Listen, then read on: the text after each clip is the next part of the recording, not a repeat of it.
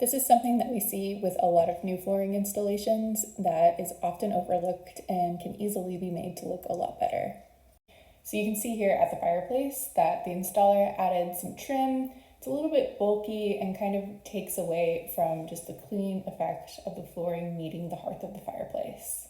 So one simple way that you can address this is by either stapling or gluing down your floor.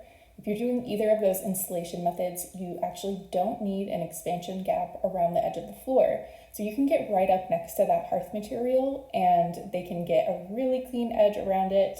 If there are any little imperfections, they can usually just put some caulk around the edge and then you have a really clean line. Now, if you're floating your floor, it's a little bit different, but you can still get a really nice look. So usually with a floating floor, when you get to any kind of obstruction, like a wall, for example, you're going to have to cover that expansion gap with something. And usually that'll be a baseboard, some shoe molding, whatever it may be. And that is why a lot of times you'll see that piece of trim that's doing exactly that, covering that expansion gap at the fireplace edge.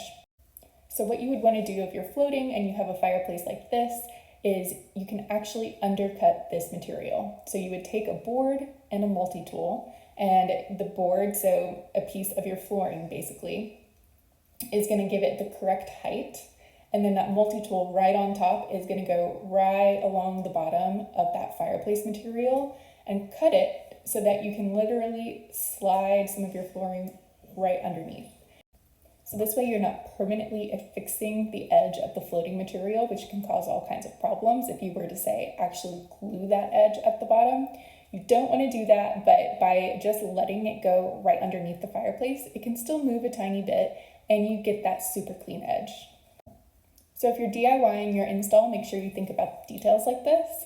And feel free to talk to your installers about these things. I think it's important to make sure that you're on the same page with them so that you're not surprised if you do end up with something like the examples that I showed before when you're really expecting a cleaner look like this.